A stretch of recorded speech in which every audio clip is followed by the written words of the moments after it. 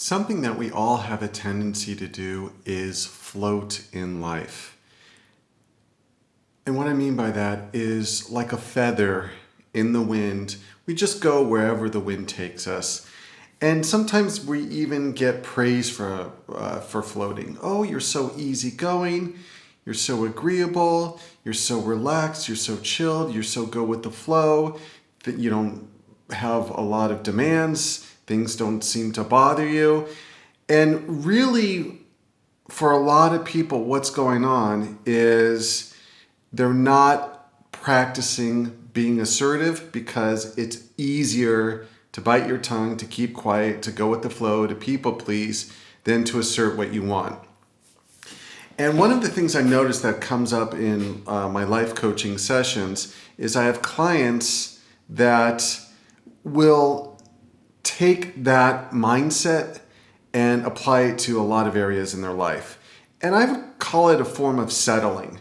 Oh, things are not too bad. Oh, this person said this to me, or my boss promised me something and they didn't deliver, or my girlfriend or my boyfriend canceled one of our dates or doesn't put enough effort into our relationship or lies to me.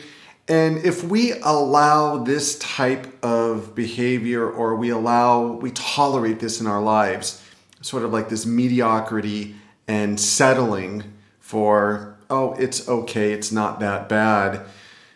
Again, as I mentioned in previous videos, it ends up becoming a short-term gain for long-term pain. And then we can't understand why we are so unhappy or dissatisfied or upset with people. And what happens when we float and we don't express what we want, we slowly over time build pent-up resentment and frustration and anger, but it's very subtle. And then, we could snap. We could have an argument. We can have an outburst at the person or the situation. And they're like, whoa, why are you getting so mad? And we've created this situation through our passivity and compliance. We just like to be compliant and we think we're such a good person because I bite my tongue, I don't say what I feel, I'm easygoing. And for some people, you might enjoy living that lifestyle. For me, it doesn't work. And I notice for a lot of my clients, it ends up creating bad energy with them and the other person, bad energy with themselves. And the other thing that happens is we then blame ourselves. We discount what we want, what we feel, what we desire, and we say, oh, it's my problem, it's not theirs. It's not my boss's fault, it's not my partner's fault, it's not my friend's fault. I'm the one who needs to not be so demanding. I'm the one who needs to be more relaxed and more easygoing. I'm the one who needs to lower my expectations and standards. And we end up selling ourselves short. Within all of us is an intuitive voice that for some people, it's barely a faint whisper because they're not tapped into it. They're not used to listening to it, or they're just so distracted. We live such distracted lives. And one author I read said the average person spends less than 10 minutes in stillness, if even that. Most people don't even spend 10 minutes in silence and stillness. And just being able to tap in with their intuition. And what I find very effective in my life coaching sessions with my clients is helping them to connect with that voice, bring it out, give it life, give it confidence, give it strength, and give it a way to deliver the message that is not going to result in confrontation, arguments, misery, frustration, things like that. But really teaching people how to communicate effectively that is in a non-aggressive, non-violent way that produces results and allows you to see, oh, that wasn't so bad. I can navigate these social interactions and I can succeed and I can set boundaries and I can ask for the things that I want in life. Because if we just float or we just settle, it's such an easy rut to get into. And it becomes, starts off with you do it 1 or 2 times, maybe 3 or 4 times, and then eventually it just becomes a habit pattern, whether you do at work, home, even with yourself. And we love to be comfortable. And the thing that allows us or creates this wanting to float and not rock the boat is this attachment to comfort. And if we stay within our comfort zone, we're not going to grow, we're not going to expand, we're not going to have deep, meaning, fulfilling relationships. It's a shallower way to live. And it's really much more rewarding and fulfilling, and it's a release. A lot of our frustration, anxiety, our anger, our sadness, our depression, our loneliness is because we're scared and because we isolate ourselves and because we want to stay with our comfort zone and float, go with whatever is easiest. So I'll just turn on the screens. I'll just watch a video. I'll go on social media. I'll look on my phone instead of actually going out in the real world and engaging with people, taking risks. Now, I'm not saying that those things are bad in itself, but everything in life needs a balance. We need a balance between comfort and discomfort. And an antidote to floating is just to be authentic with people and just to express what that soft, still inner voice is telling you. Hey, you know what? This relationship isn't right for me. I need to express that, or I can't just go along because it's convenient or because it's comfortable or because I'm lonely. This person's not right for me. I need to honor that voice.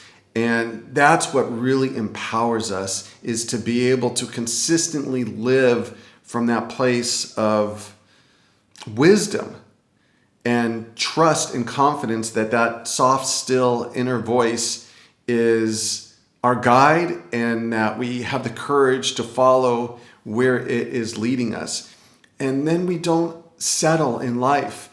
And when I'm helping clients navigate listening, honoring this voice, because tapping in the voice can be a challenge, but oftentimes people know what the voice is saying. And if you don't, I really encourage journal writing, doing a listening meditation where you're just simply sitting still and you're not trying to get rid of thoughts. You're just listening to what's beneath, the chatter of the mind, and kind of listening to your being, your heart, your soul, whatever you want to call it. And that really is more easily achieved when you are in stillness, when you're not distracted, when you don't have inputs, you're not listening to anything, you're not being distracted. You're just kind of just sitting there in a very calm and relaxed state. And so once we know that, the courage is the challenge to overcome floating. I mean, people spend, I have clients that have been in jobs that they don't like, but are comfortable, are easy, and pay the bills for years. Some of my clients, even for, 5-10 years or longer, they've been in careers or marriages or relationships or situations, family relationships, friendships that they don't really value or that they want to terminate, but they don't have the courage to do it. So that's something that we work on in coaching to help people navigate that, because it does take courage. And what will happen is there's a sub-personality within all of us that's trying to keep us safe. And so you're going to say, you know what? I don't want to float anymore. I want to fly. I want to choose the direction where I want to go. I want to set that target and I want to go there. And then that voice will be, oh, wait a second. That can be scary. We don't know what's down there. It could be dangerous. The weather could be stormy and windy. You could end up in the desert with no food, no water. You could starve to death. You could get lost. And we all have that inner voice, that sub-personality that is fear-based, but it's trying to protect us. It thinks it's protecting us, but it's really like we want to fly. It's latching onto our feet so we can't even get lift off from the ground. And I'll see this with a lot of clients when we start saying, okay, you know what? They'll present the problem. We'll come up with some constructive solutions. And then that voice will kick in. Oh, I can't do that. That's too scary. Oh, I ... do this because of ... And that's just all the surface excuses, the roadblocks that we use to really say, I'm scared. I'm scared of taking this risk. I'm scared of flying. I much prefer floating. It's like I don't have to take responsibility for my decisions. I kind of just go where the wind takes me, even if I don't like the destination. And it does. It takes a lot of courage, but you start small like anything, and you gradually work your way up, and you look for small victories, and that muscle gets stronger and stronger. And it's really the only way to live a fulfilling life. So many of our ailments, so many of our, feeling down or feeling low or feeling like we're not good enough, a big part of it is we're not listening to that voice. We're not living a congruent life, an authentic life, what we want. We are following the rules of our society, of our culture. We're following the expectations of parents or friends. I have many clients that I've helped to navigate them. They wanted to just travel the world. They wanted to sell everything. They wanted to scale down. They wanted to simplify. They wanted to do a career that doesn't suck the life out of them, that makes less money or is less prestigious. And you get a lot of flack because you're no longer floating to what other people want you to do. You're listening to your heart, and you are going really against the grain. And that is going to cause people to push back. And a lot of people can't even get over that. It can be very overwhelming, but it is so doable. And the clients that I work with, that we navigate this together, and they do accomplish these goals, or these social stretches, or they set boundaries with people, or they speak up. They stop being so nice. Being so nice is killing us because we're just stuffing everything inside. That's really what it is. And it's being assertive in a gentle, loving way, and letting people know how we feel. And you're giving them a gift, because if we stuff it and we don't tell them what's bothering us, then they never can grow either. Because people are too scared to speak the truth. And that's really what's liberating. And to me, that's one of the best antidotes to floating is just be true, have truth be your compass, authenticity be your compass, and let that guide you. Oh, and it feels so, so good. I have been fortunate enough to be able to travel the world. I've rode my bicycle halfway across the country. I've lived in other countries, and I got a lot of flack. I got a lot of heat. I got people that would criticize my life decisions. And I said, I don't want to float anymore. I don't want to just go into what is expected to me. You go to school, you graduate, you go then to university, you get your degree, you get a job, you get married, you have a couple kids, you have a house. I wanted to live life. I wanted to experience what's out there. And there's no way, if I was a floater, that I'd ever be able to accomplish those things. And it's the best decision. And you eventually become so much more courageous and immune to the criticism. So the theme of this video is find areas, and I'd love to hear your comments your comments below of areas in your life that you find yourself floating, and what are some of the solutions, or what are some of the things that you want to do but maybe are a little bit too afraid of. And it's just an exhilarating way to live. Every day is just more fulfilling, and you're growing more, you're evolving, and you're just moving towards that which makes you uncomfortable.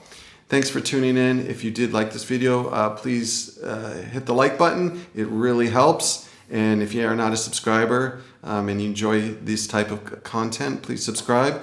And if you want to support the channel, there's a PayPal link in the description. And most importantly, I would offer everybody to just give life coaching a try. I've been doing it for 11 years, and it is amazing the transformation people make when they have that guidance, when they have that support, when they have that accountability. Everybody benefits from it, and it's extremely affordable, really, really affordable. So just send me an email in the description if you are interested in life coaching. And thanks for tuning in, and thank you for all your comments, and I'll see you next time. Bye-bye.